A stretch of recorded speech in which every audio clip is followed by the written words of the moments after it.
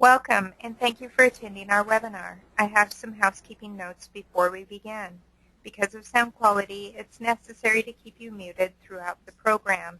You have the ability to ask questions using the questions box on your control panel.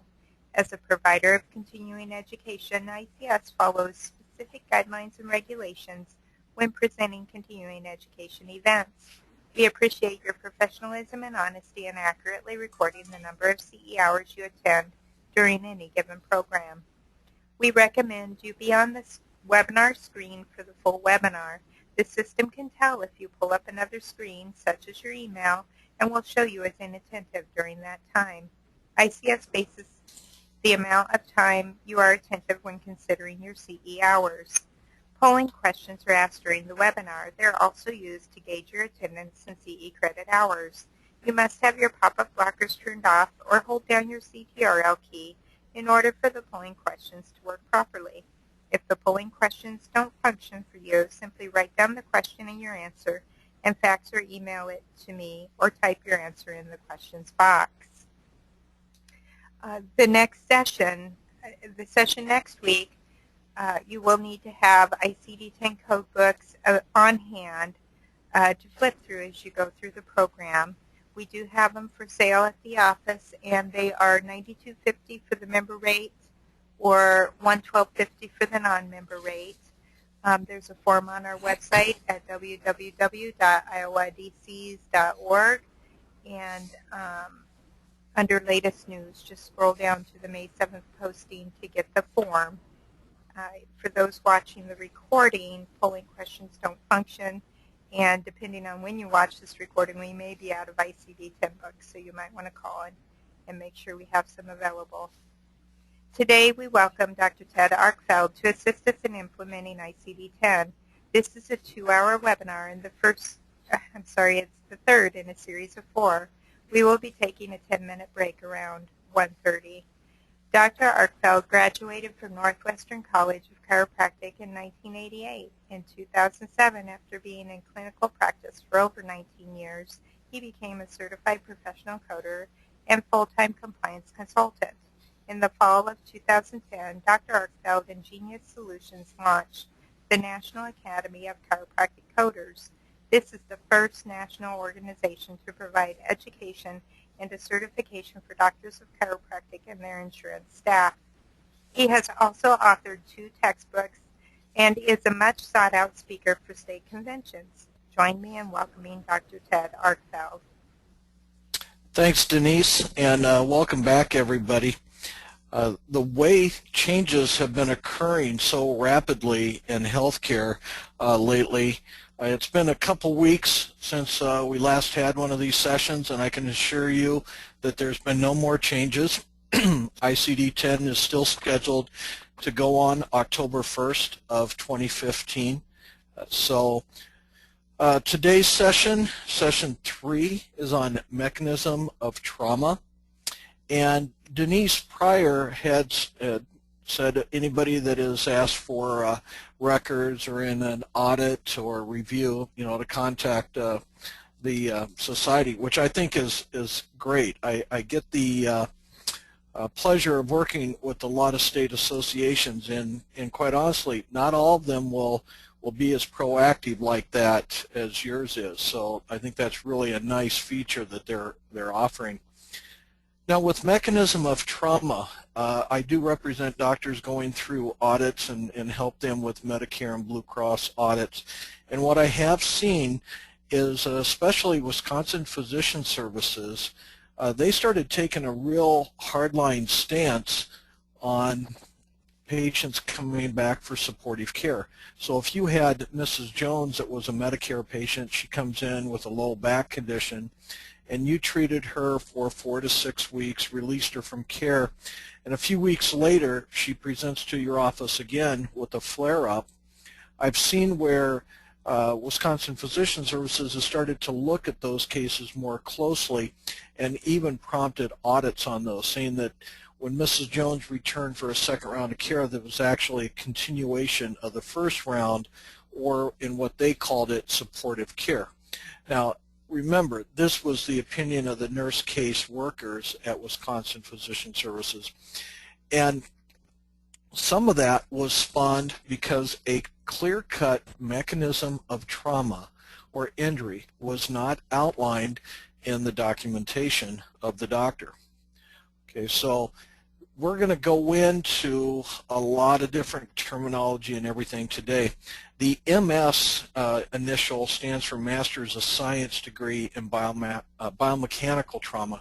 I got that back in 1996 through Lynn University in Boca Raton, Florida. And at the time, I was practicing in Arizona and was seeing a lot of auto cases. And so I had a patient come in one day and say, Dr. Arkfeld, how did I get hurt in the, what caused these injuries? And I, quite honestly, I thought it was kind of a ridiculous question. I said, well, you were in the car accident.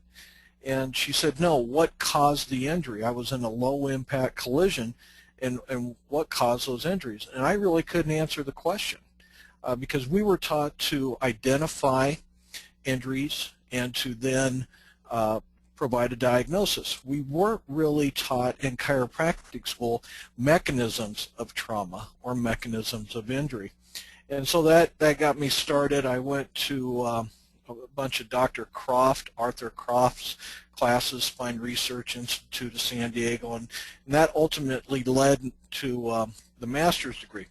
Now, I can tell you when I received the degree, I never imagined using this in Medicare files or for Medicare patients. It was mainly for auto and work comp, yet I use it more now on all patients that have any kind of injury in my practice than I ever imagined.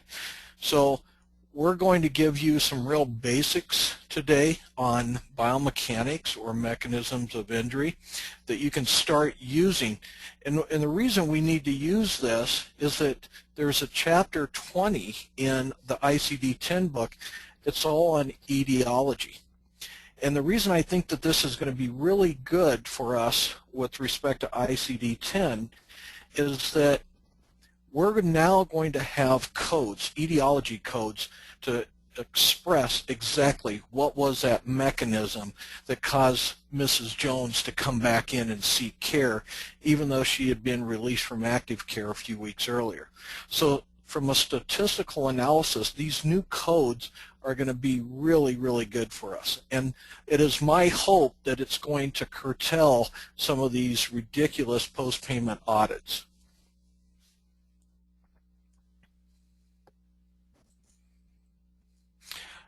We have the usual disclaimer that you've seen, so we'll move right along here. And next week, we are going to bring all these sessions together. Okay, so now in session 1, 2, and today, you've heard me talk about the documentation requirements by the doctor, how to look up the codes, and next week, it's coding practice. You see, there's no spring training or there's no preseason for ICD-10. I guess this is the preseason right now. There's no grace period where we're going to be able to submit ICD-10 claims and see how it works out. That's not how they're doing this. We start October 1st, 2015, barring any other foreseen delays, we start using these code sets right away. So next week, we're going to start the practice session. And so we're going to talk about, I'm going to have codes up and give you time to look them up in ICD-10. And you're going to start with the GEMS, General Equivalent Mapping System, and then you're going to move back into the tabular list, and that's where you're going to end. So we're going to have a lot of narratives where you're going to read through it and just a lot of case examples, because I really want your offices to be ready, at least know how to practice, and so we'll give you all the tools necessary for that. So what is this biomechanics? Well, it's the application of mechanical principles to living organisms. It's really engineering, but we're applying engineering and physics principles to what we're going to see clinically. There's 3 major components of biomechanics. One is biophysics. This is the understanding of the workings of the human body. There's bioengineering, the design and development of artificial joints. I had instructors down at Lynn that were PhDs that were doing research on what kind of materials to use for artificial hips, knee joint replacements. You know, they were all excited back at that time about this new substance called titanium.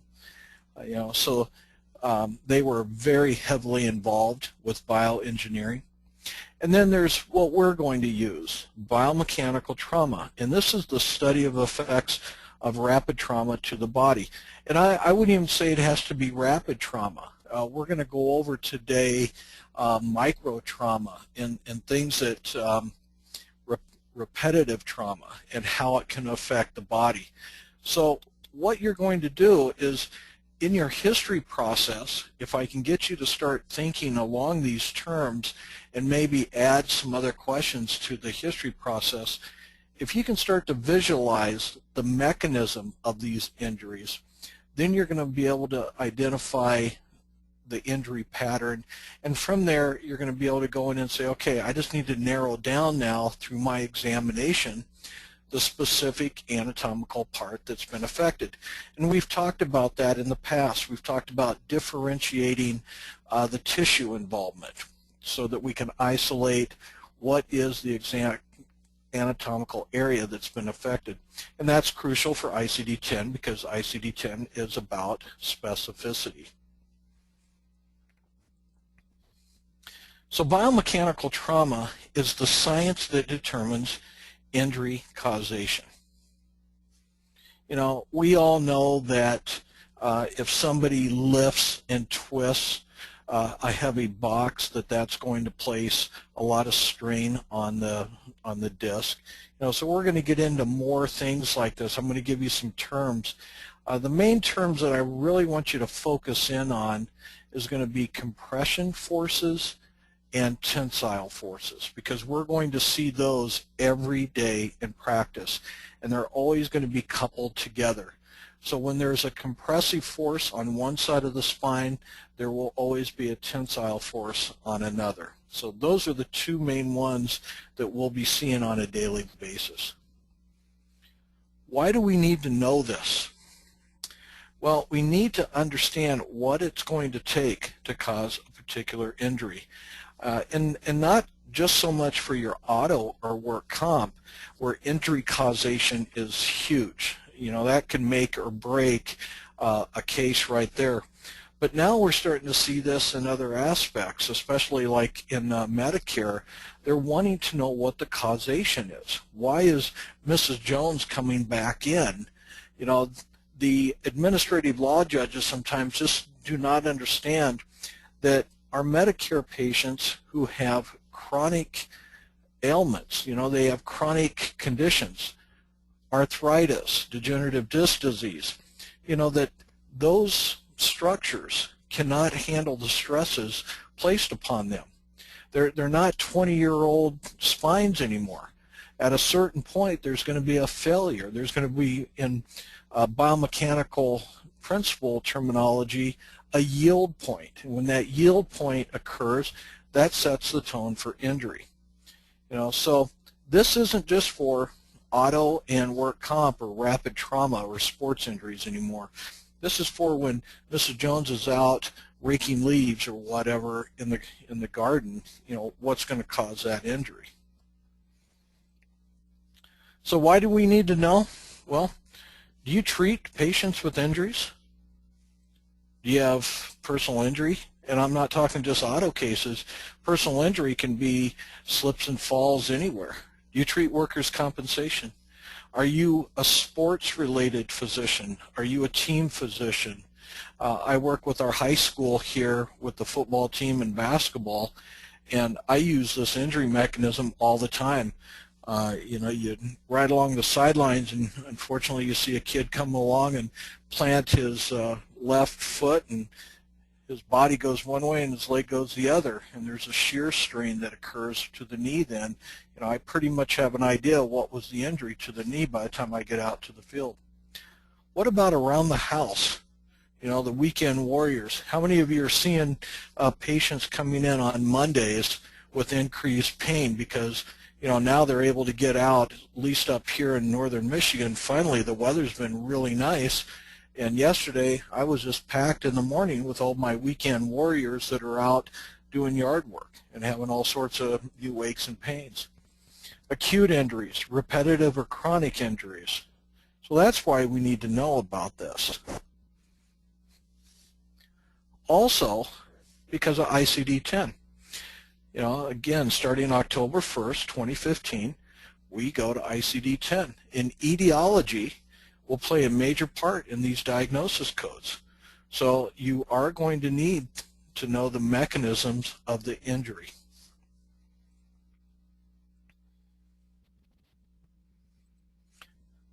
Chapter 20 in ICD-10 has an entire chapter. It's an entire chapter related to just mechanisms of injury, and they're going to be used to specify a traumatic event. Not only are we going to have an etiology, but there's going to be a place of occurrence. So where did it happen? What was the patient doing at the time? What was their involvement at the time? You know, for example, I'm looking at the book right now. I have on page 424 of the ICD-10, you know, the slipping, tripping, stumbling, and falls section. It's W00 to W19. And, you know, W01.1, fall on same level from slipping, tripping, and stumbling with subsequent striking against an object. You know, so that would be one code. And then another code would be the place of occurrence. For example, there's a code called Y92.72, chicken coop as the place of occurrence of the external cause. Hen house as the place of occurrence of the external cause. So this is how specific, absolute specific, that this ICD-10 Chapter 20 is. Not only is it going to give you slip and falls, but it's going to say, where were you? You know, one of the big things up here in northern Michigan, we get tons of snow. We had, I think, 180 inches of snow this last winter. And I have a lot of patients that slip on ice, slip going down steps. You know, there's codes for that. There's actual codes: slipping on ice walking down the stairs, slipping on ice walking up the stairs, landing on the back. Very, very specific codes. So why do we want to do it? Because it will provide, it's going to help you go to the most specific diagnosis, clinical diagnosis. It's going to help your treatment programs achieve medical necessity. Because now if we have a mechanism of injury, you're going to be able to confirm that injury pattern through your examination process. But more importantly, Wisconsin Physician Services or anybody else that's looking at this, you're going to be able to state in your documentation why that patient's back into your office, what was the mechanism of injury. It's going to be of the most help to your patients. You know, when you nail the clinical diagnosis, then your treatment plans are going to be very, very effective. You know, so you're going to have good clinical outcomes with this. But actually, the number one reason for all this, why we need to do it, it's a Medicare documentation requirement.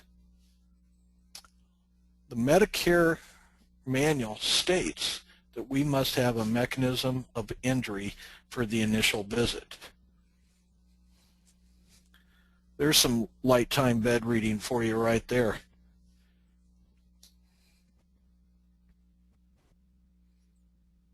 That's the specific section where our Medicare documentation. So I often get the question, well, where's the rule book? Where's the resource? You know, here it is right here. If you go to Wisconsin Physician Services, to their website, or any of your carriers' websites, if you go to that and just look this up, you'll be able to find exactly what they're looking for. the one thing I really like about Medicare, it's straightforward. They will tell you what the documentation requirements are.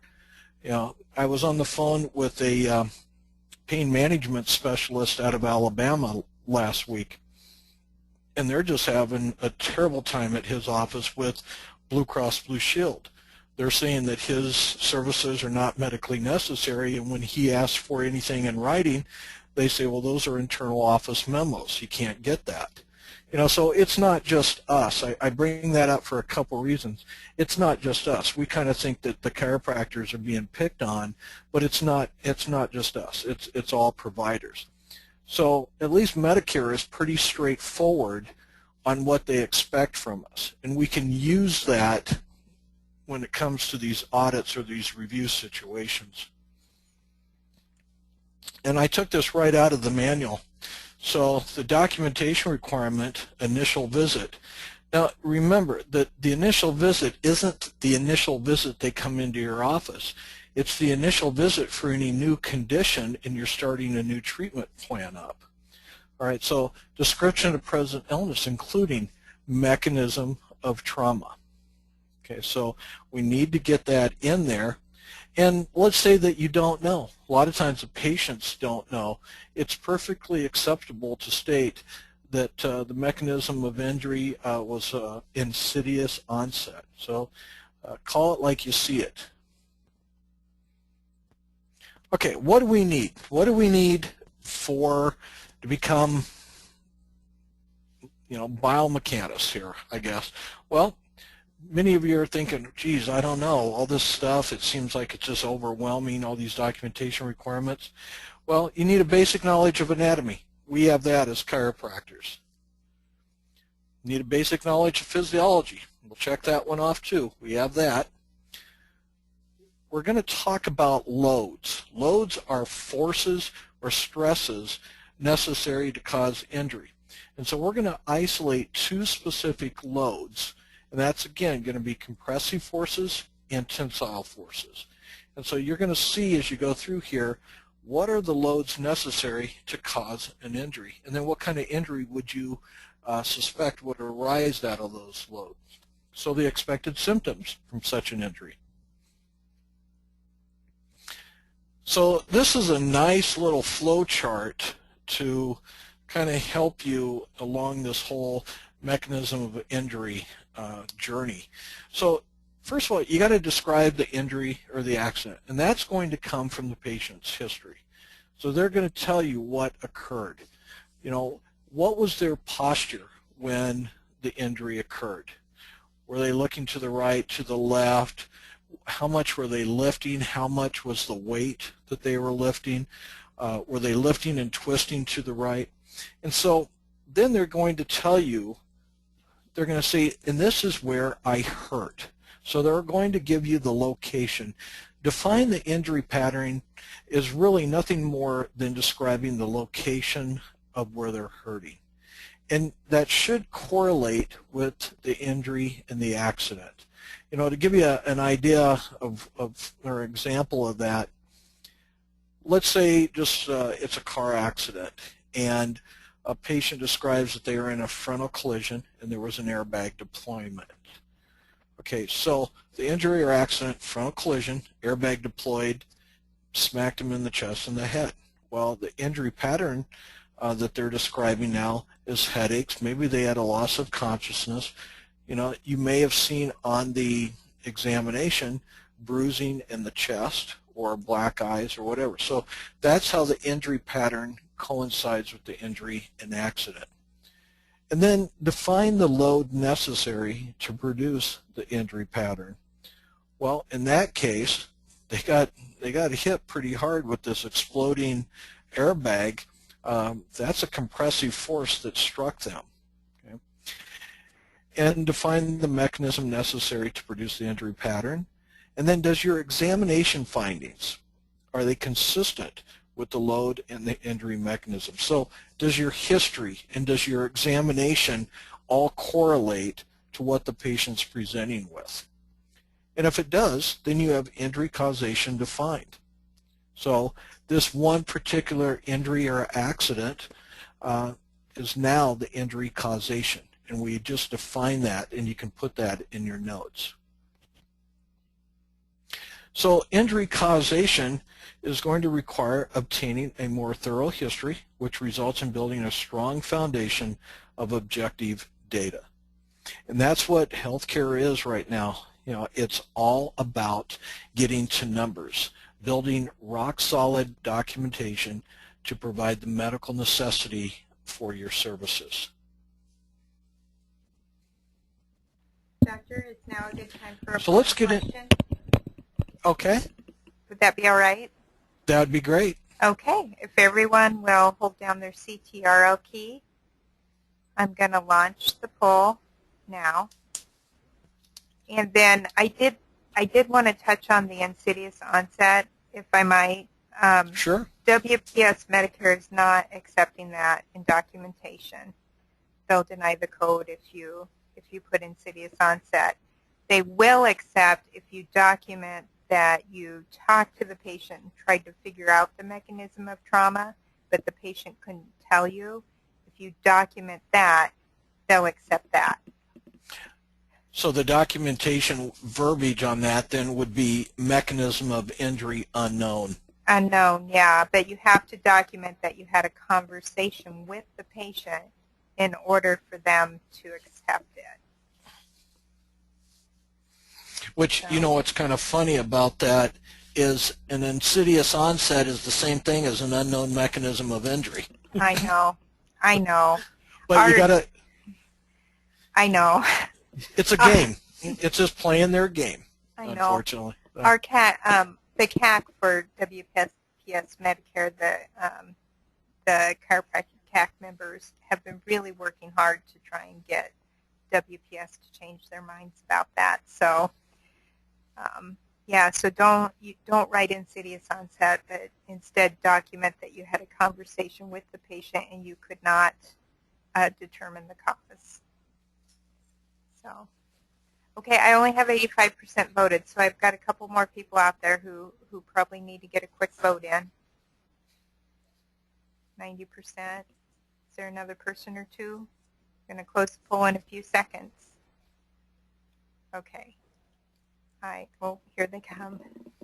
I am going to close the poll now and share the results. And can you see those, Dr. Arkfeld? Yes, I can. Yep. And the correct answer was? 57%. It's a Medicare documentation requirement. Yeah. Okay, thank you. All right. You know, I do have to just go back and share a story real quick. I was on the phone, this is about 4 years ago, with a nurse case reviewer from Wisconsin Physician Services. And we were talking about the difference between acute and chronic. And I said, okay, well, what's your definition of acute? She goes, well, we believe our interpretation is somebody is acute. And we were talking about a patient returning after they had been in the clinic and been released from care, and now they're returning with the same area of complaint, but maybe there was a different mechanism of injury. And I said, okay, well, what's your definition of acute? Well, we expect them to return if there was some kind of trauma. And I go, okay, well, what kind of trauma are you talking about? Could it be working around the house? Could it be? She goes, no, we think it's only appropriate if somebody, you know, like a car accident trauma. And I said, well, what do you mean like a car accident trauma? There's nothing else is like a car accident trauma. The forces involved are totally different and everything. And so I was skimming through the Medicare manual, and I said, well, can you show me that anywhere where that says in the manual? And she goes, well, no, that's just our interpretation. It should be like a car accident. You know, and at that point, quite honestly, I just stopped trying to argue. I realized that there was just no point in it because obviously there's nothing like a car accident. So, okay, moving right along, biomechanical terminology. All right, so acceleration. This is going to be the rate of change of an object's speed or velocity with respect to time. And that object could be a anatomical structure. Okay, there could be a movement of the cervical spine, lumbar spine, over a rate of change over the velocity with respect to time. Bending is a load mode in which a load is applied to a structure in a manner that causes it to bend about an axis, resulting in a combination of tension and compression. So we're gonna show you that when you have the spine in certain bending loads, there's always going to be tension and compression. And again, those are the two most common loads or forces that we're going to deal with in a clinical setting. A compression load is a load or force in which equal and opposite loads are applied toward the surface of a structure that results in shortening and widening. And then we have creep.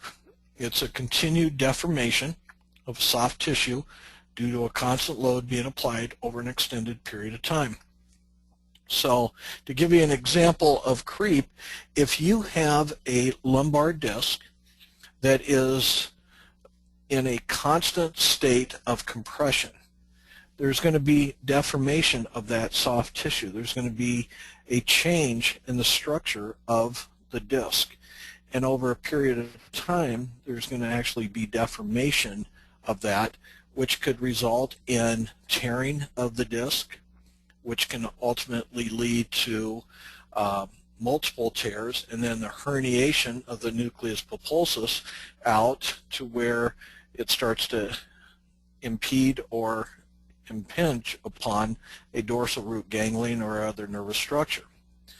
Okay, so this is why, from a clinical standpoint, these kinds of terminology are important, because it's not just, again, about auto work comp. We can talk about all these type of situations with the majority of patients that we're seeing. Dynamics is the study of forces acting on a body in motion. And elasticity, these are the mechanical properties of that material that allows a return to its original shape and size after deformation has occurred. So how elastic is the muscles and ligaments and the tendons in your patients? So after they've been exposed to a load or a force, and once that load has been removed, how well is that structure going to rebound to its original size and shape? Force is the physical quantity that can accelerate and or deform a body. Kinematics is the area of mechanics as it relates to motions of body. So what was the motion? Was it an anterior, posterior? Was it left lateral? Kinetics is the area of mechanics that describes motions of body under different forces, the action of different forces. And then we have a shear, which is a loading mode in which a load is applied parallel to the surface on the structure, causing internal angular deformation. So now again, these are all engineering principles here. So strain does not come into play when we're talking about muscular injury, but strain is a deformation that is a result of externally applied loads. Okay, so now in the musculoskeletal system, it is a deformation of the muscle or tendon, but if you're looking at an object, at a structure, anytime there's deformation or change of its normal structure, that is a strain on that structure. Tension is a load of equal and opposite directions that results in lengthening and narrowing. And then torsion is it's a twisting. Okay, it's twisting about an axis, so you get a little bit of shear, a little tension and compression, all with torsion.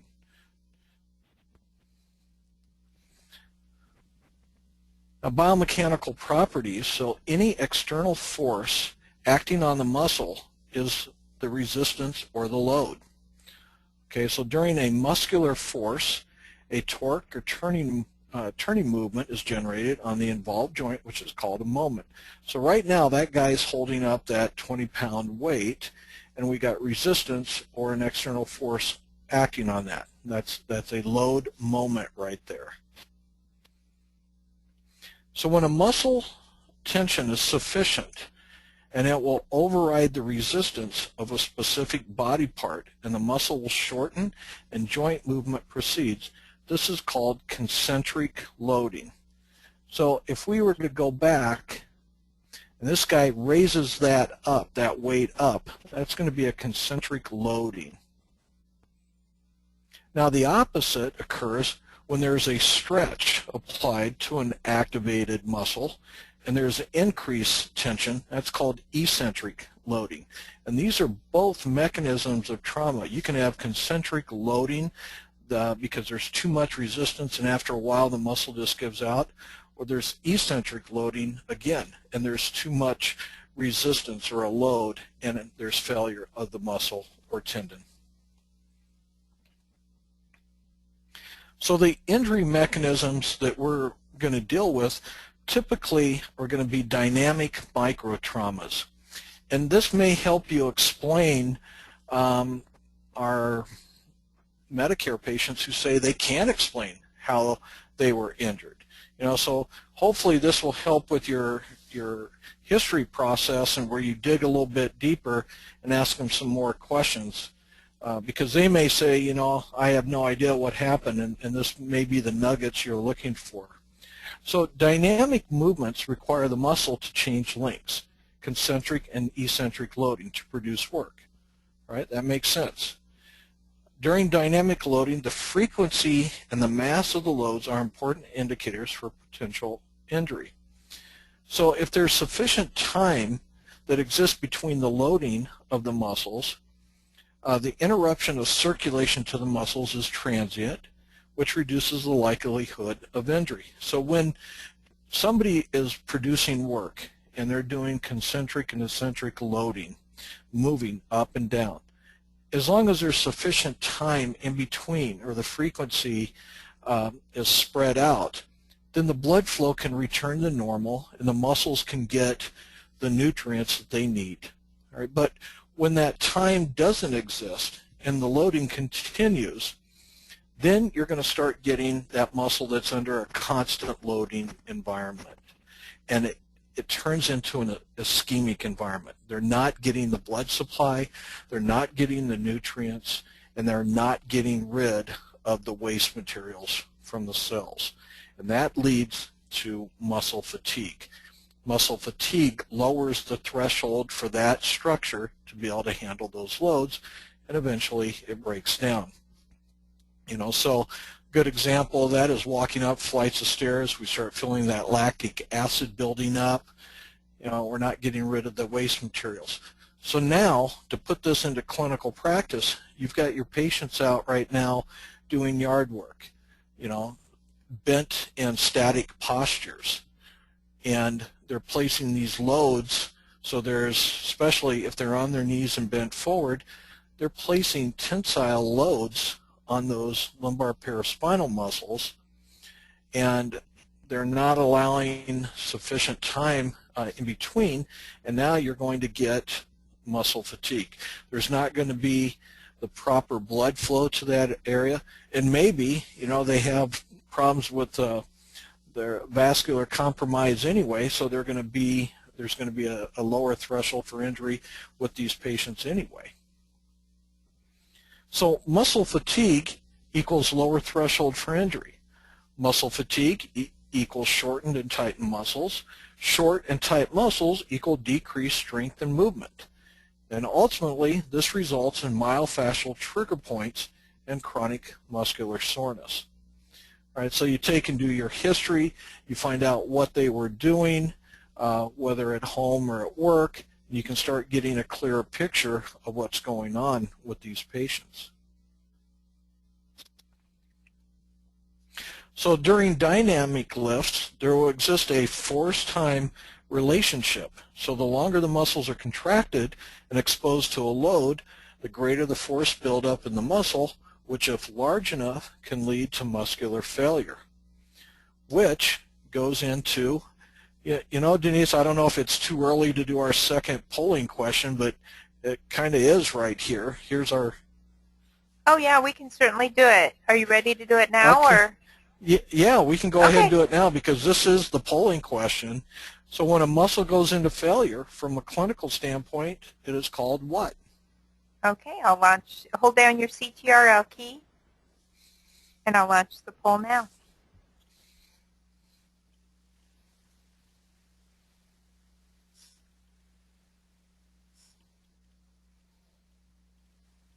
You're starting to vote.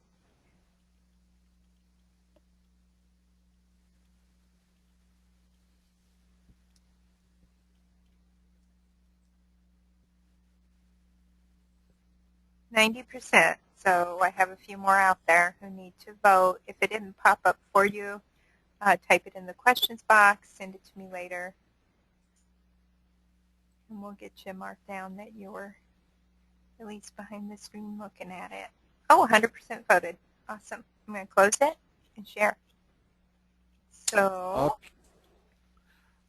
Very good. Okay, so those of you who said strain are correct.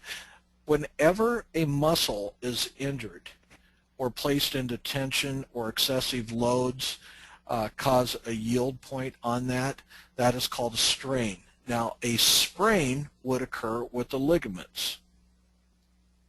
So now when we're talking about mechanism of injury in our little Medicare patients or any patient for a matter, you know, let's say they're having headaches, muscle contraction headaches. And on visual observance, you see that their posture, there's a forward head translation, bilateral rounding of the shoulders. Okay, when I look at that, my first question I'm going to ask is, what do you do as an occupation? And if they say, well, I work in a sedentary occupation where I'm working on a computer all day, you know, and then in my mind, I'm probably, you know, wondering, well, I wonder what their workstation looks like, because we're starting to see with computers, we're starting to see that anterior head translation, that forward head carriage, the bilateral rounding of the shoulders. You know, it's computer posture. So when they say, I have no idea what's causing my neck pain, or I have no idea what's causing my headache, there's your mechanism of injury right there. They've had micro trauma, sustained what we call static postures, and so the head is bent forward, and that's causing tension in the upper trapezius because those muscles are rounding the shoulder in their place. They're being stretched. And then the vascular supply is compromised in there, and you get in there and we all find myofascial trigger points on those patients. You know, so there's your injury mechanism right there. Now, could it have been from a previous injury? Yeah, it could have been. You know, but typically this is what we're calling static microtrauma.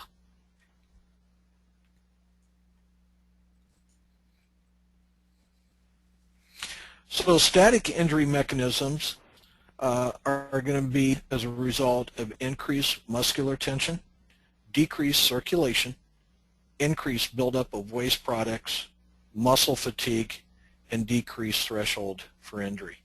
You know, and for an example, what's harder to do? To take a 5-gallon pail of water and hold it in outstretched arms, or move it up and down? Well, hold it in a static posture is much harder.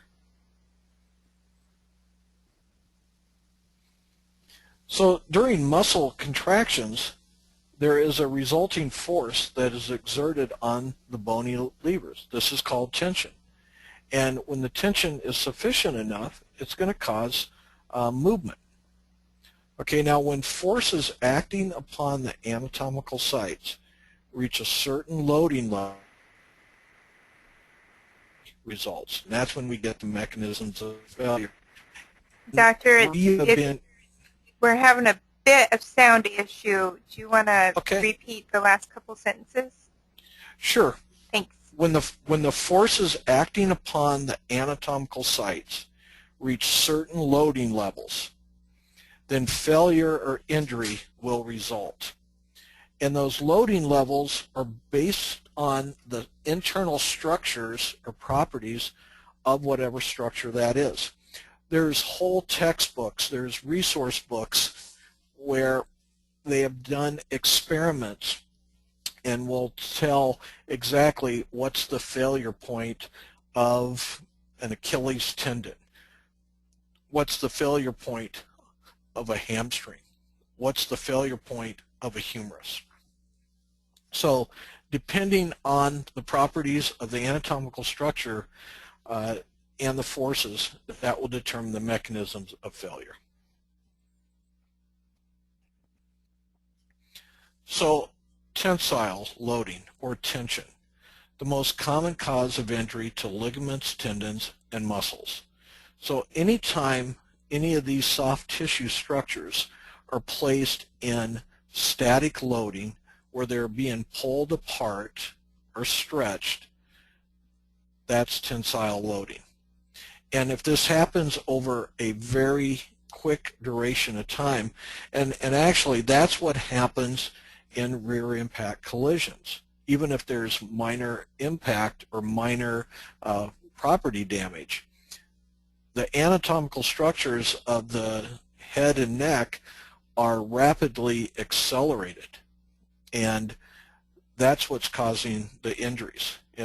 There's a thing called delta V that a lot of accident reconstructionists like to use, and that's the change in velocity over time.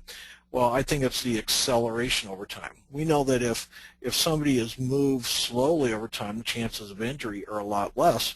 But if that part is moved very quickly, you know, if you're pushed from behind, you can get a little whiplash type of symptoms. Now, let's say that the structure from the get-go is not good. Let's say that you have an anterior head translation, bilateral rounding of the shoulders, and you were hit from behind. You know, there's going to be a predisposition to cause injury because structurally and from a postural standpoint, the threshold of injury is going to be decreased there. So there's tension. It's pulling apart, placing the structures into tension. Now, on the opposite is compression loading. And we're going to see this in disc herniation, compression fractures, and facet joint injuries. And that's where an external load is placed on these structures here. And at a certain point, these structures just can't take it. And it's where they're brought together like that.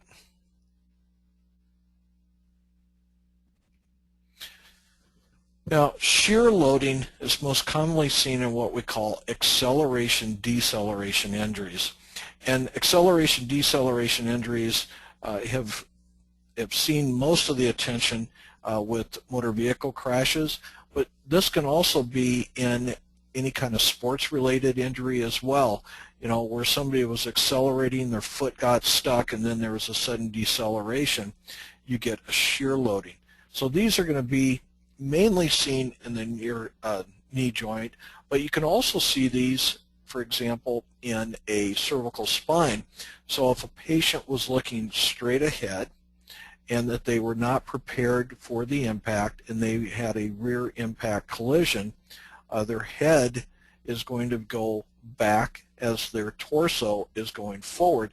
There's going to be a shearing type of injury that occurs. That's the reason I'm not a big fan of the diagnosis strain sprain, because I think it's more than just a soft tissue injury or more than just a ligament injury. These shear types of injuries, they irritate joints. They hurt joints. In the cervical spine and lumbar spine, they're going to damage the facet joints. And in the knee joint here, we're going to have problems with the meniscus and with the anterior and posterior longitudinal ligaments.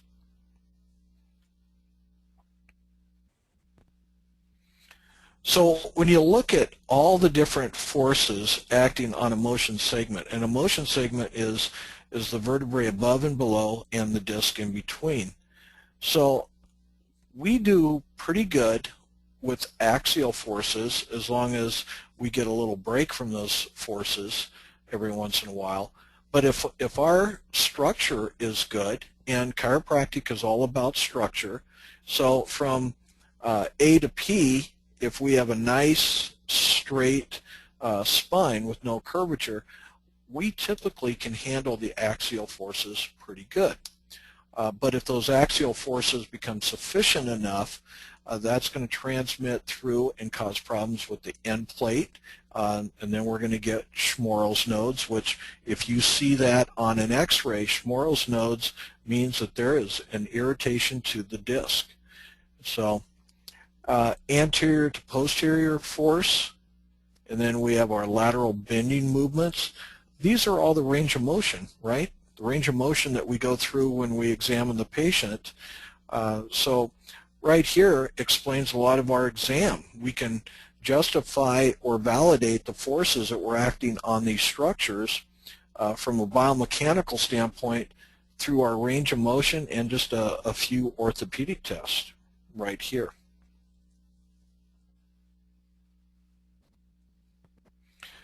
So again, structure is everything. We have two kinds of load occurring. So when we place the load in a stable spine, you know, the facet joints, the discs, they can transmit those loads very well. But now when we get to an unstable, or there's some kind of scoliosis or imbalance occurring, now we're going to have problems. So on this side of the spine, right here, we're having compressive forces occur. And on this side of the spine, we're having tensile forces.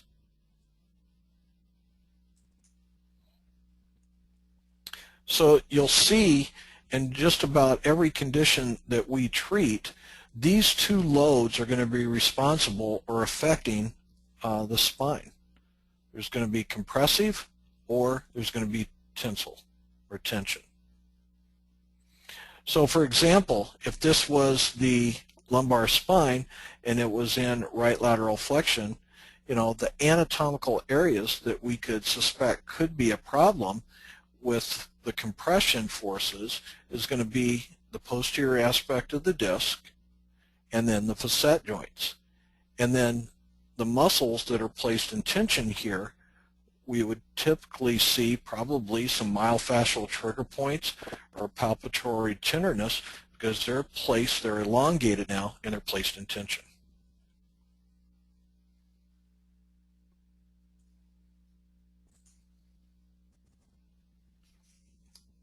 One of the things when I first started the master's program is that they taught us these load deformation curves.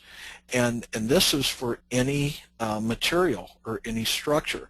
So there's properties that all the structures have inherent to them. And so what they taught us was that when you have a load, and so here was the load, and then over time, the steeper the curve of the deformation curve, the more stiff the material, the more rigid the material is. Okay, so when we have a constant loading over a little time, and once we let go of the loading, this is called hysteresis. This is where the recoupment of the fluids will come back in, or the return to the normal properties would occur. Okay, so elastic and plastic deformation. So we have this load that's occurring, and right about here, typically on every structure, there's a little thing, a line that would normally go here, and that's called the yield point. Now what the yield point is that if the loading stays within the elastic range, that means if we take and remove the load and allow the property to return back, it's going to return back towards normal structure. There's not going to be any permanent deformity and thus no injury. And we go through this on a daily basis with a lot of our anatomical structures. We place it in a load, we remove the load, and they go back to their normal structure. But now if that loading occurs beyond the yield point or beyond the elastic, it gets into what we call plastic deformity. And that means there's permanent injury. That structure is never going to be the same, and that's when we get signs of injury. So the disc has properties of this. They are viscoelastic structures.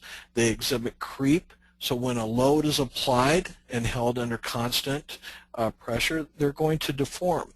But if you take and remove that load, they're going to bounce back, because this is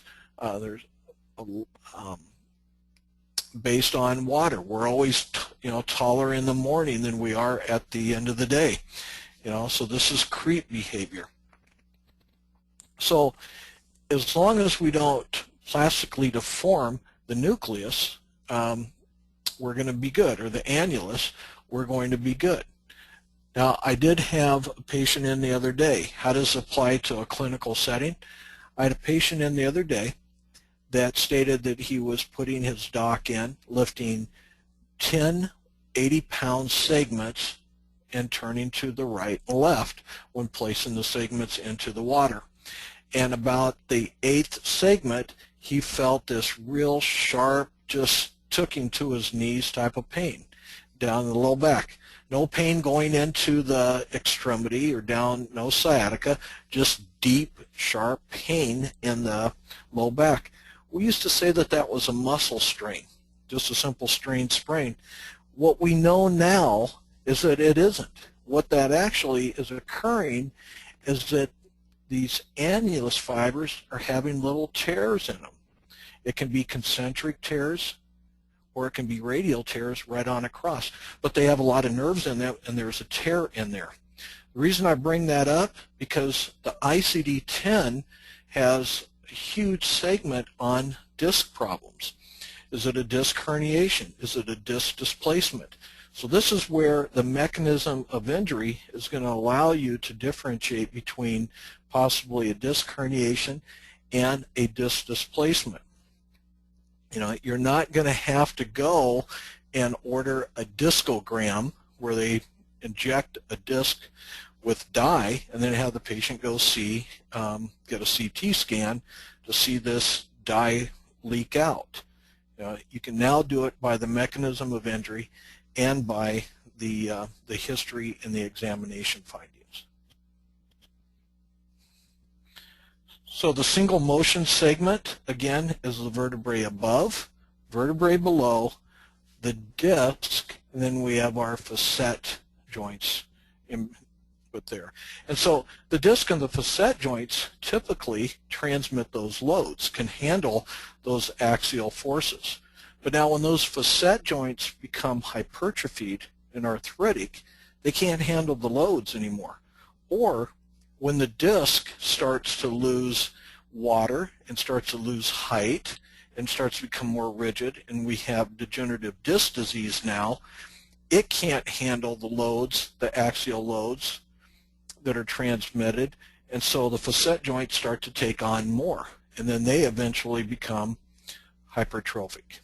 Okay, so these are all the mechanisms that occur when we go into arthritic conditions. So in a compression injury, if a single motion segment were to be placed in compressive load, then the superior end plate, the intervertebral disc, the inferior end plate, and the lower vertebrae transmit the load.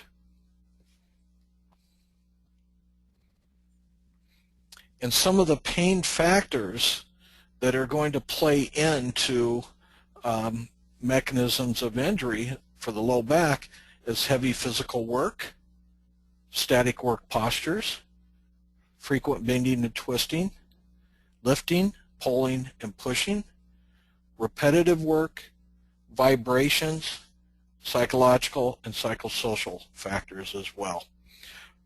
Don't underestimate how vibrational loading can cause problems. It starts an ischemic process, and it can also cause that kind of loading. The vibrational loading can definitely cause problems. All right, Denise, you want to go ahead and take a 10-minute break here then? Yeah, that sounds good. Let's go Okay. ahead and take a 10-minute break. So everybody look at your time. I've got 1:30. Be back in 10 minutes. Okay, see you then. Thank you.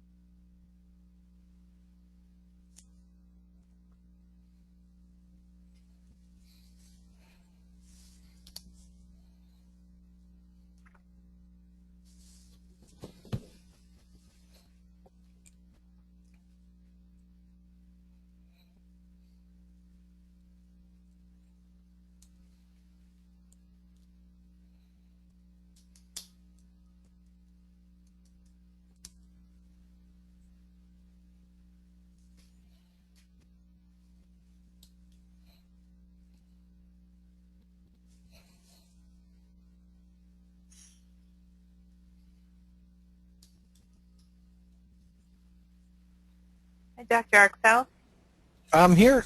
When we begin in a minute here, there was a question that came through over break. Okay. So actually it is time to begin. So I will read the question. It asks, will Medicare accept stress as a mechanism of injury and support a treatment plan for this? No. No, they won't. First of all, I don't know if there is a diagnosis just for stress, but I can't imagine that they would accept that.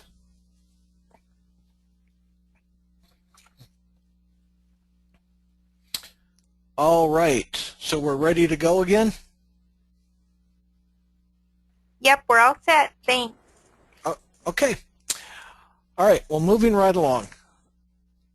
You know, in a previous session, we talked about the pain producers. So remember, the goal of your biomechanical analysis now, which is really what you'll be doing, is to determine what happened and then what was the anatomical structure that was injured. And that's your goal as a clinical physician to determine that anyway, and to then arrive at the most specific ICD-10 diagnosis when the time comes.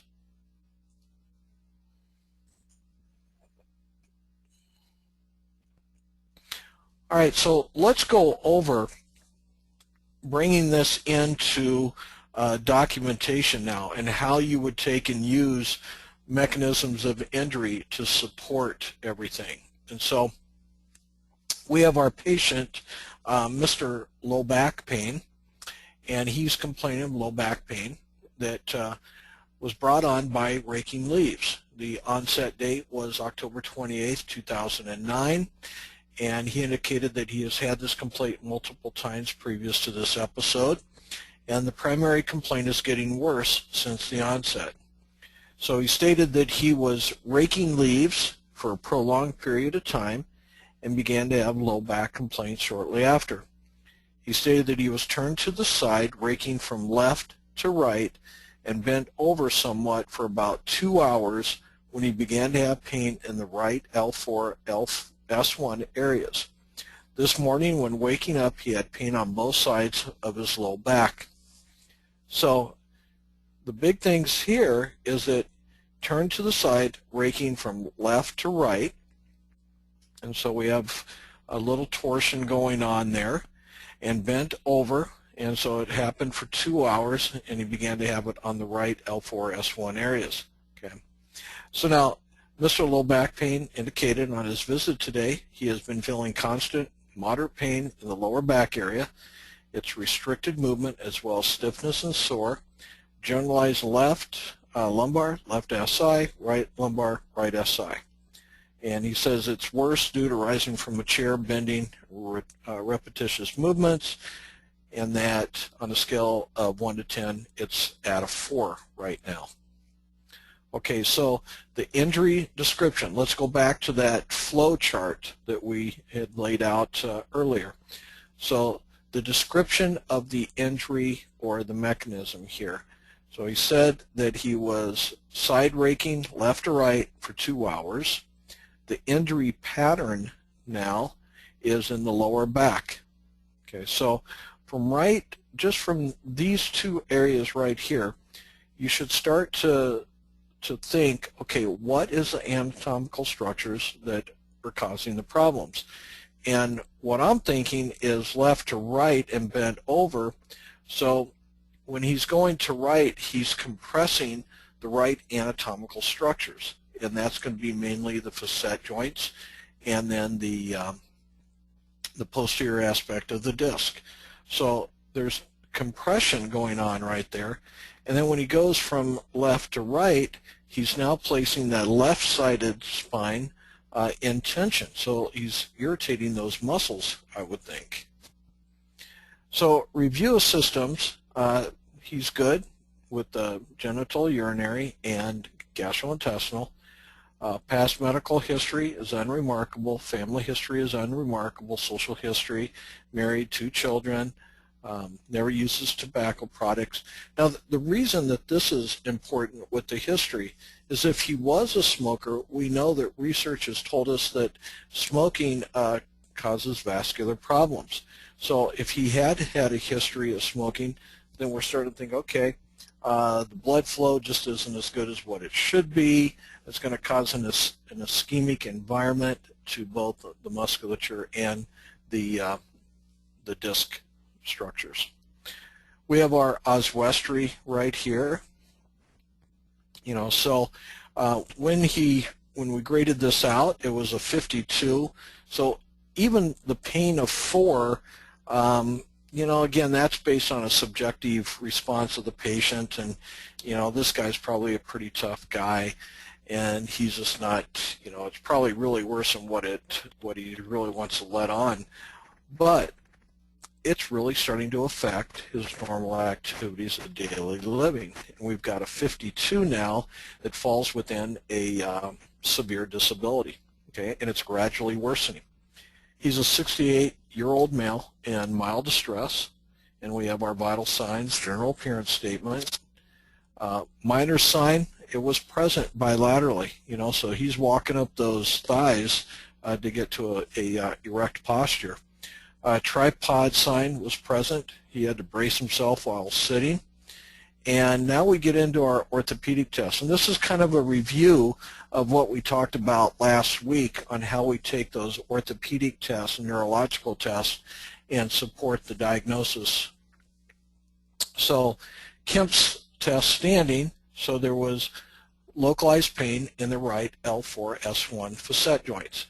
That makes sense, right? Based on the history and the biomechanical properties that were elicited.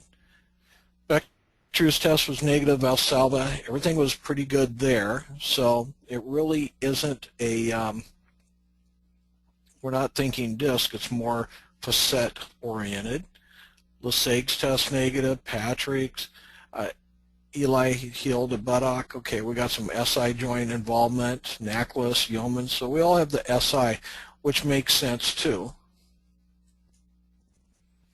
Range of motion was decreased on all planes. And now on our spinal exam, there's a severe amount of restricted joint function at T10 to 12, L1 through L5, and the left SI and sacrum. And now we have moderate pain level, here. Then we also have severe spasticity of the lower trapezius, latissimus, sacrospinalis, gluteus maximus, bilaterally found on palpation. So this is where the injury description, it led into an injury pattern or the location where he's having the symptoms.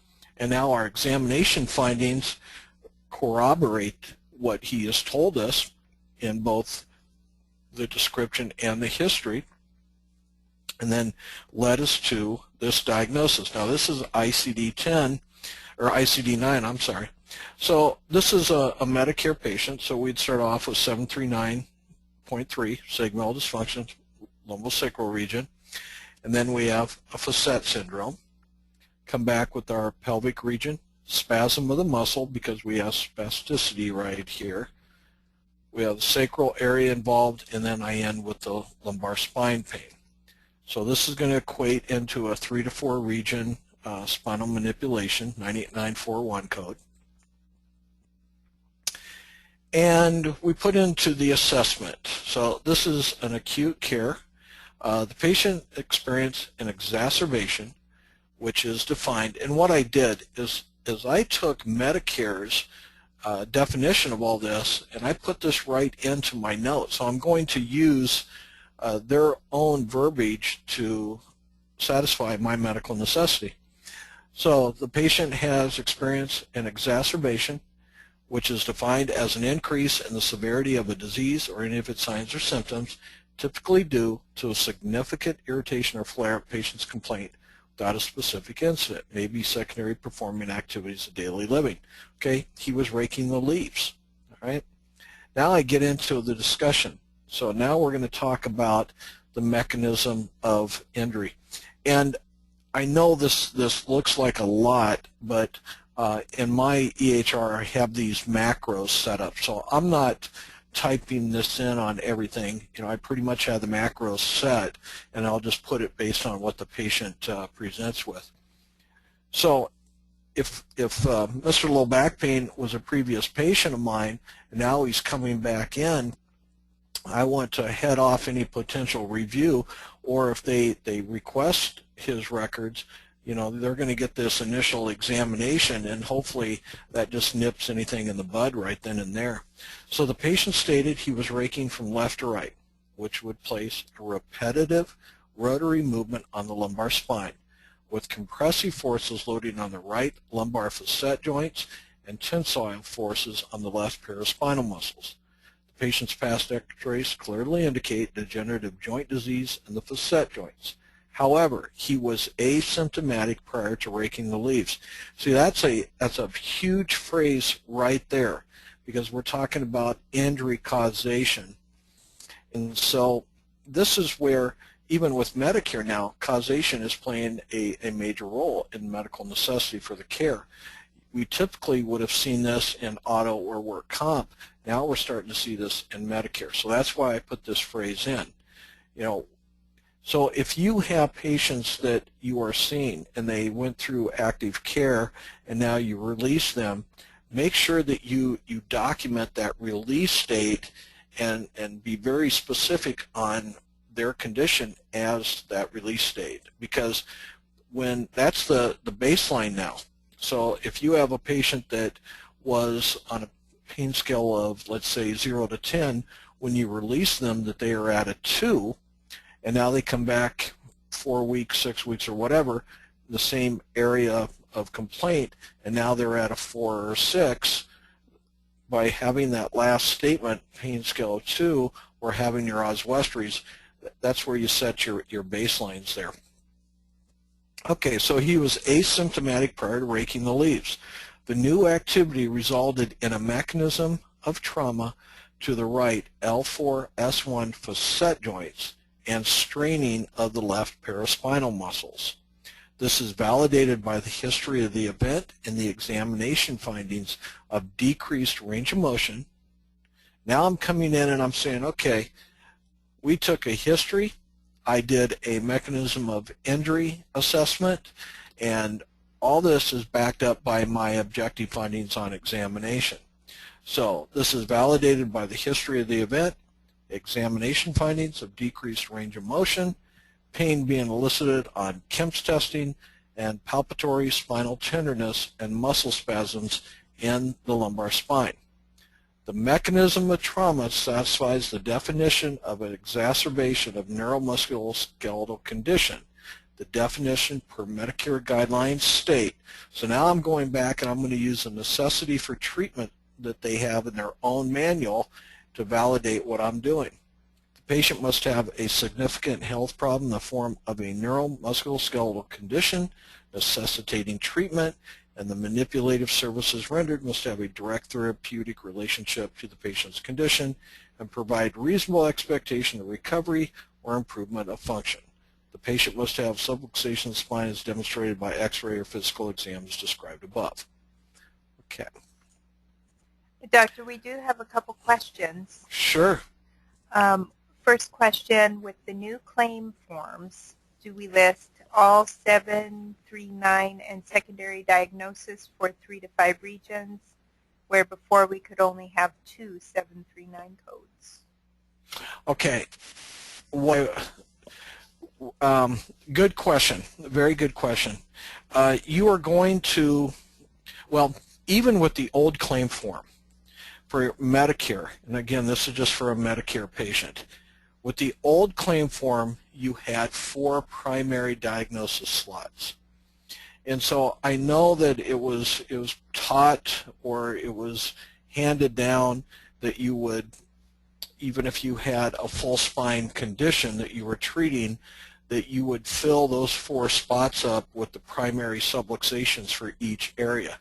Meaning that, let's say that it was a primary complaint of low back pain, you would put in 739.3, 739.5, 739.4, and then maybe a 739.1 if there was a neck complaint, and that would fill up the four spots. The correct way to do that coding, actually, and the way Medicare wants it, is to do a subluxation and then condition. And so you really need, if you're doing full spine adjustments, 989, 425 area, you really need a minimum of 10 diagnoses to support that 5 area adjustment. Or if you're doing a 3 to 4 area, you need a minimum of 6 diagnoses. So the question was always, well, where do we put those extra diagnoses on the old claim form? And those went into box 19. And so that should have went in for your Medicare, auto, or work comp. You always needed to make sure you had the correct diagnosis in there for the areas of manipulation. With the new claim form, we don't have to worry about that because the new claim form has slots for 12 diagnoses. Now, I have started to see where here in Michigan, Blue Cross Blue Shield has rejected claims because there was not enough diagnosis now to support a 3 to 4 or a 5 area adjustment on the new claim. And I suspect that that's going to start occurring more frequently across the country. And if it's happening already with Medicare, be sure and let us know. Okay, so the way that the most appropriate way to do this then, and in recent sessions, we've talked about the hierarchy of our diagnosis. So the hierarchy of the diagnosis, going from the most severe diagnosis down, would be we want to have a neurological diagnosis, if appropriate. So if you have a patient that presents with sciatica or arm or leg pain, and you performed a neurological examination and it supported a radiculitis or sciatica, you would put that in there. Okay, so let's say that using ICD-9, and I have a low back patient that has sciatica. Well, Medicare, and again, this is going to be a Medicare patient, we would always go 739.3 for the primary because we have to do that. And then the next one, your secondary condition, would be your neurological condition. And so that would be sciatica. I think that's 724.3. If that's not it, I apologize. But then you would come back with your subluxation code if you found that. So in that case, if I found a subluxation at the SI joint, I would use 739.5. Now the next condition is going to be structural. So you go neurological, structural. And when you have questions about, just think about what's the anatomical structure that is causing the irritation on the nerve. Is it a disc herniation? Is it degenerative disc disease? Is it a facet joint? Is it facet hypertrophy? So structurally, I would come back and let's just say it was degenerative disc disease. I'd do a 722.52. And then in the third slot now, I'm going to list my sacral subluxation, 739.4. And then I'm going to do soft tissue, and I'm going to do pain. So you always end with a pain diagnosis for every condition you're treating. So I would do a soft tissue, which would only be used once. I would use 729.1 or 728.85. 728.85 is muscle spasm. 729.1 is myofasciitis. So whatever your findings, I would use that. Then I'd come back with 724.2, low back pain. So especially now with all the slots you have available with the new claim form, make sure that you address all the diagnosis for the condition that you're treating. And I see, what software does Dr. Arkfeld use in his office? I use WritePad as my electronic health record system, and then I use eThomas from Genius Solutions for my practice management. Speaking of electronic health records, and I've addressed this topic in past sessions, you are definitely going to need to get into EHRs for ICD-10. And if you are thinking about getting into an EHR, I would make that jump fairly quick if you want to receive stimulus funds. What you have to purchase, if you're going with an EHR, you would have to purchase very quickly. This is the last year you're eligible for electronic health stimulus funds from the government, and that has to be purchased and installed by July 1st. You don't necessarily have to be up and running, but you do have to be installed by July 1st. That's the last 90-day reporting period. The stimulus is, the government has been paying doctors to transition into electronic health records. You have to acquire certain pieces of data, do a process called attestation, and then about 8 weeks after you do this, you open up your bank account and there's electronic funds transfer in there, and which I just received mine last Tuesday. The reporting period for 2014, if this is the first time that you would be reporting, that starts July 1st, and that goes to October 1st. The rules are different this year. It used to be that you could pick any 90-day reporting period. Now they're basing it on a quarterly basis, and so they want you to start by July 1st, finish by October 1st, and then do your attestation after that. So if you have more questions, feel free just to contact my office.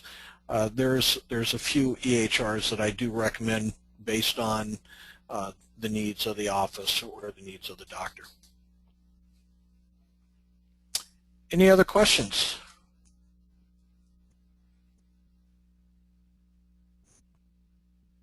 Okay. I think we'll keep moving on then. All right, so again, in my EHR, I'm not typing this all out. I have this already in macros, all ready to go.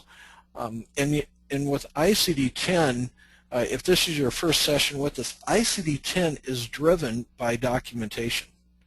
And it's going to be the most important aspect of the transition into ICD-10. Learning the new codes and translating ICD-9 codes into ICD-10 is a pretty straightforward process.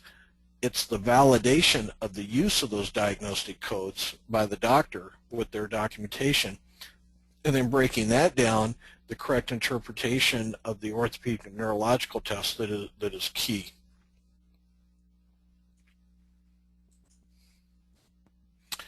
Okay, now we get into external causes, chapter 20. It's called External Causes of Morbidity. And external cause codes classify the environmental events and other circumstances as the cause of the injury and other adverse effects. You will always report these as secondary codes. In other words, you will use all your diagnostic codes first, and then at the end, at the very end, they'll always fill up the last spaces will be your etiology codes. So they're important. These codes are important for correct code selection in ICD-10. They're going to be very important for your auto and workers' compensation cases, and they're going to be important for Medicare. So more Medicare carriers are labeling returning patients' care as supportive. Supportive care equals maintenance care. Maintenance care equals non-covered service. And if you get wrapped up in this whole mess, then non-covered service could actually equal post-payment audit. So let's go through some of the examples of these etiology codes.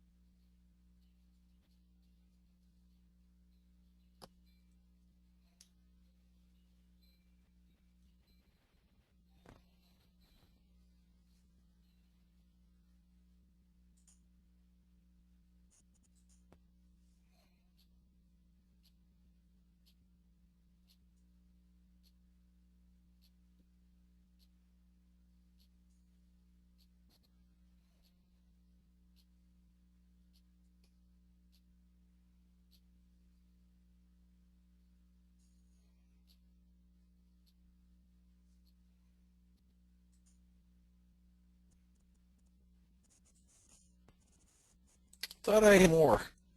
Let's see.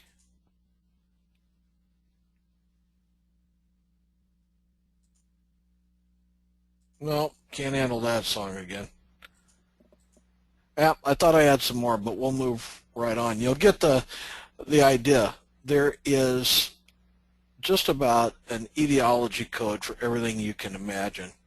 So the external cause codes, they're going to provide a framework for collecting patient health related information on external cause of injury.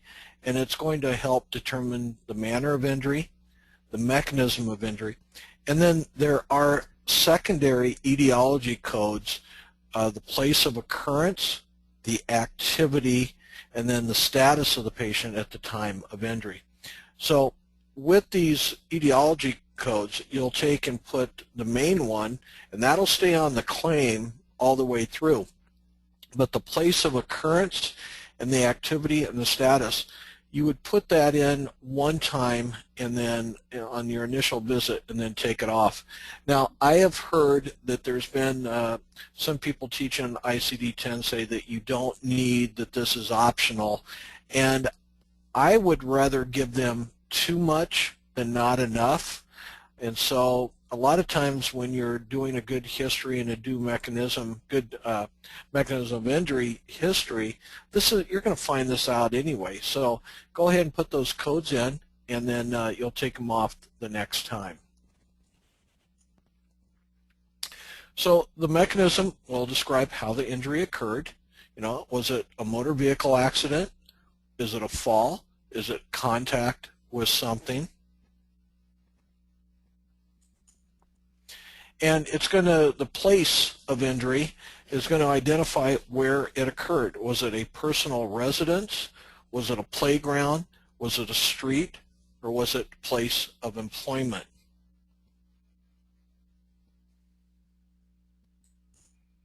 And then what was the activity of the person at the time of the injury? Were they swimming, running, bathing, or cooking? External cause codes may be used with any of the other codes. You know, the most common health conditions related to external cause are for those injuries, and that's going to be in these categories right here. And then our traumatic subluxation codes fall within these parameters too. And we're going to have that seventh character. So we had gone over that in earlier sessions for our traumatic subluxations. Anything that comes with the trauma is going to require that seventh character. And that's where you're going to put in initial encounter, subsequent encounter, or sequela.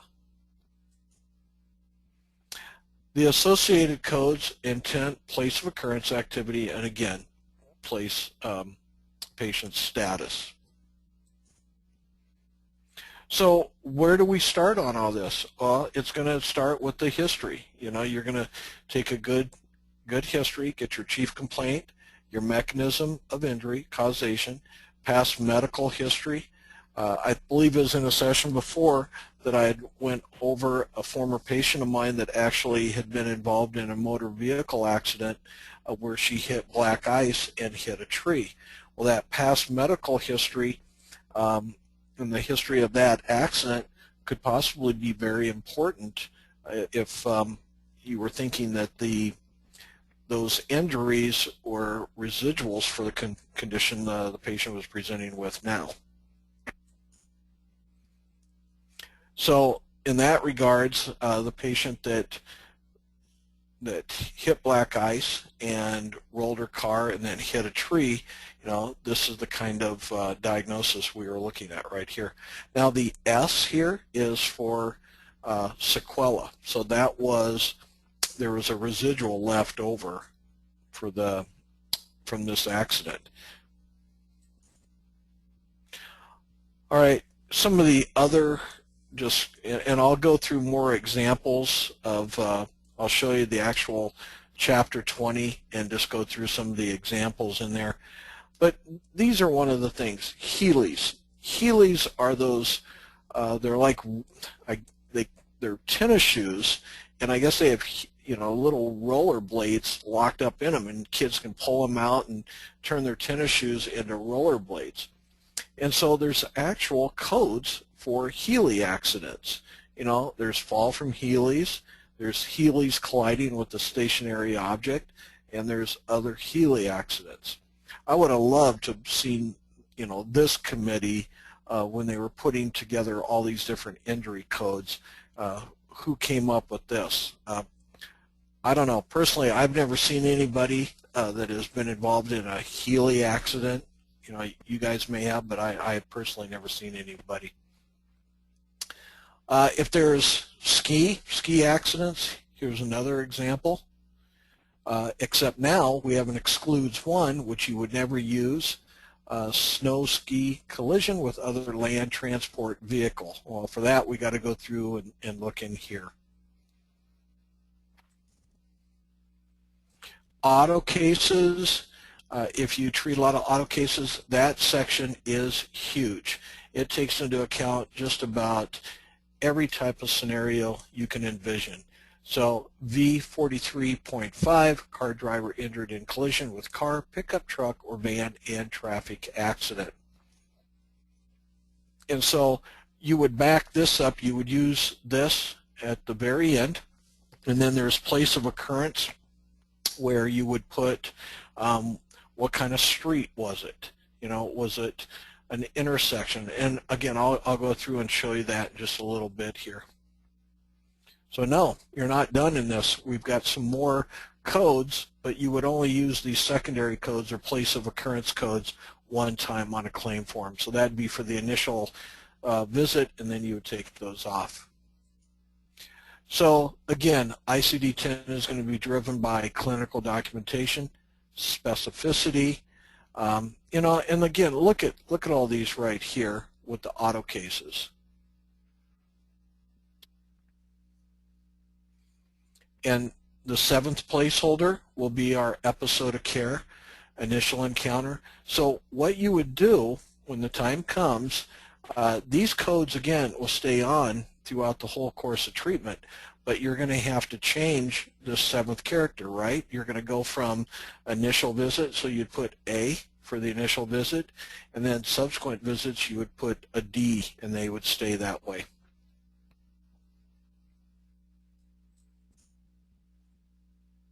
And here's that seventh character again.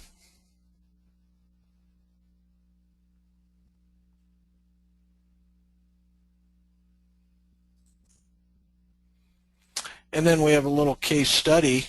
So a 75-year-old female, while walking out of her house, slipped on ice and fell down her front steps, landing on the bottom step.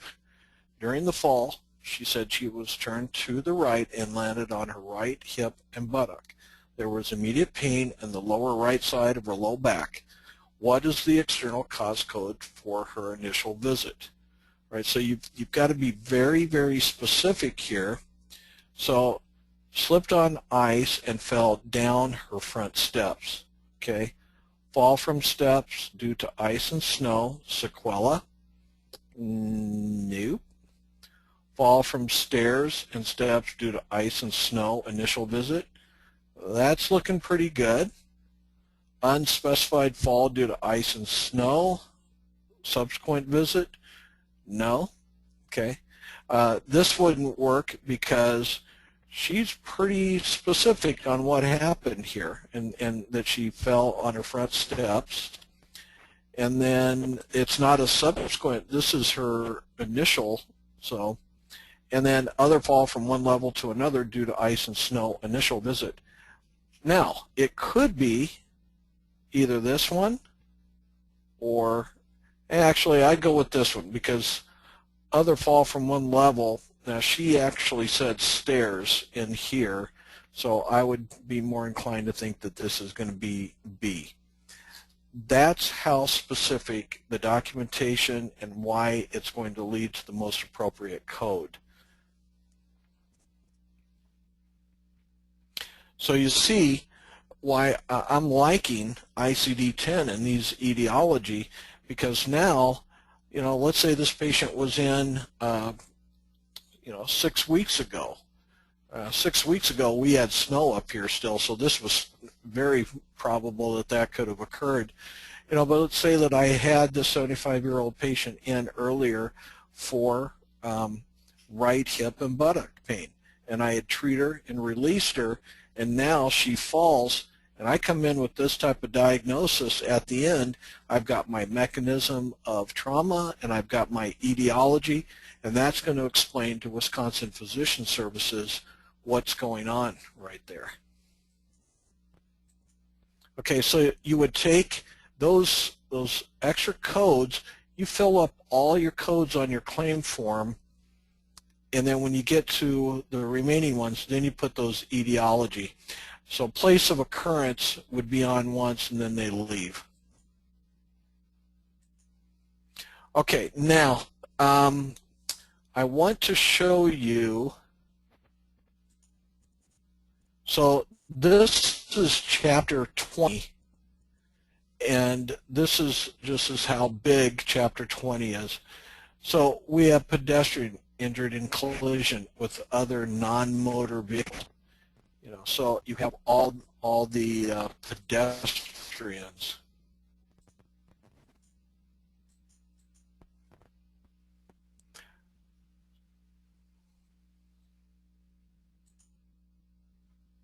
I'm going to go through this kind of person boarding or alighting a motorcycle injured with pedestrian or animal. And the nice thing is that at the beginning, you need the 7th character, okay? Motorcycle driver injured in collision with pedal cycle non-traffic accident.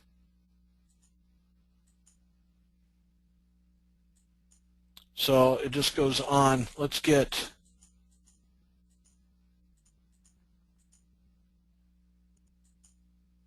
you have all the autos here.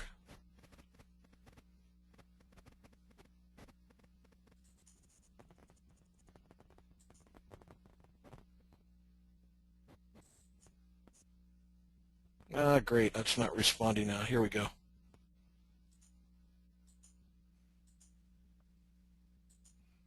These are all still just auto accidents and bus accidents.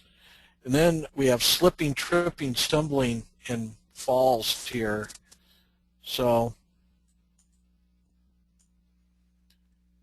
and these excludes a fall from an animal. But like over here, fall on same level from slipping, tripping, stumbling without subsequent striking against an object.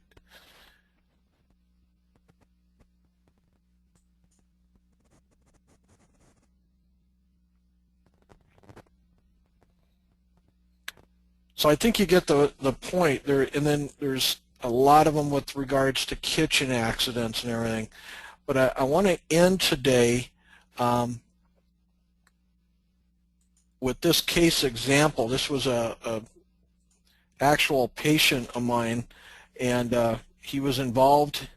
He was on the job, but he was involved in a car accident. He was actually the driver of a semi-truck, and so he's having all sorts of pain in the lower back. But let's get to the motor vehicle accident description.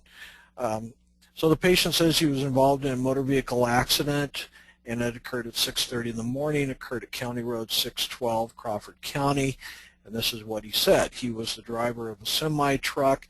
He was crossing an intersection when he was hit on the right front. His vehicle sustained complete damage, and that the other vehicle was a full-size Suburban. And it talks about traveling at 45 miles an hour. He believes the other vehicle hit him around 50. Road conditions were light dusting of snow, visibility good. And so it talks about everything there. Post-injury, immediately following the accident, he felt shaken, upset, nervous, and then he went on. He had pain in the right leg, and he went to Grayling Mercy Hospital by ambulance. This was kind of an interesting case in that he was initially evaluated and treated. He was discharged on the same day, but he was also continued to have pain in his right leg, and he actually went back and they found out that he had fractured right tibia in 2 places.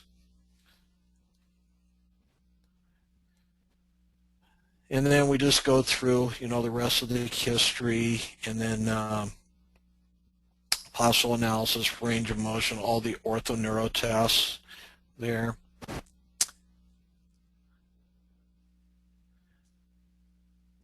He was a mess. All right, this was my ICD-9 diagnosis. It was a traumatic subluxation here in Michigan. I had to lead off with that. So he had traumatic subluxation lumbar vertebrae. He had nerve root issues causing motor and sensory findings, SI and sacrum, myofasciitis, and low back pain. Okay, now we get into the ICD-10. If this was now, and I would have my traumatic subluxation of S33.101A because it was the initial visit. And then he had an intervertebral disc disorder with radiculopathy. Now, it wasn't a herniation, it was a disorder. And the disorder is totally different. There's different diagnosis in ICD-10 for herniation versus disorder. And then we have our S3339XA, which is our traumatic subluxation of the pelvis, and then our traumatic subluxation of the SI joint. We have M79.1 myalgia, and then M54.5 low back pain. Okay, now we get into the mechanism or the etiology codes. So we go with V63.5XXA. He was the driver of a heavy transport vehicle injured in collision with car, pickup, or van in a traffic accident. And now we come with place of occurrence, Y92.413. State Road is the place of occurrence of the external cause. And then we have what was his activity. He was on the job, civilian activity done for income or pay, Y99.0. These two drop off after the next visit. Okay, and again, some coders are stating that you do not need to put these in. I'm recommending more is always better. All right, that covers mechanism of injury. And I hope that you enjoyed that, and hope that you can start taking the information today and start looking at your histories a little bit differently, especially with the compression and tensile forces. Again, next week, please have an ICD-10 coding and have your staff members with you, because we're gonna do the first hour is going to be a review. We're going to go back and talk about gems and review, and then the last session, last hour, is all on coding practice. Okay, and I'm going to run the last poll now, if that's okay, and we have one more question. Great. Okay, pull down your CTRL-K. I'll launch the poll now. And then this last question is, will the etiology codes be put on the claim form for Medicare? How does it fit the format? When ICD-10, now remember, these codes right now are not in play. You cannot use these etiology codes right now. These are ICD-10 etiology codes. So for right now, you will not be using these. All right, so don't try to put them on any kind of claim form. October 1st, 2015 is when we start using these, and that you will just put those on just like I had listed right here, and that will go in. So like in this case here, ABC, that correlates to the claim form now. They would have gone into the G space, H, and I.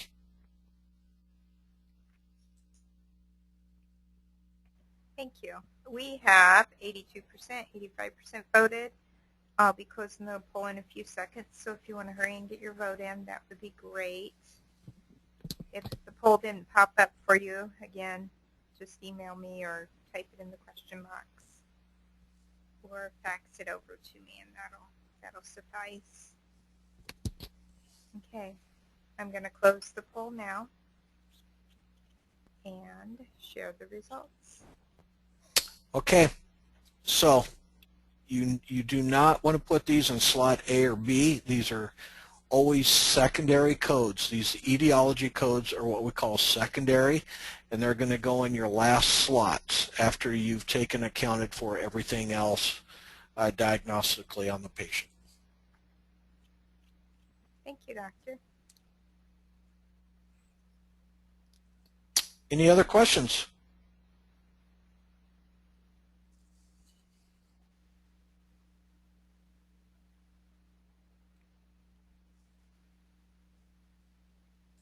Okay.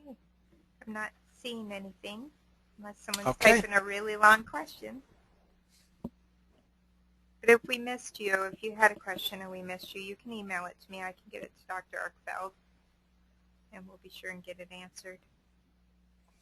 All right. We got one more session next week. I look forward to seeing you guys then. Have a great week until then. Thank you very much. Thank you. Bye-bye.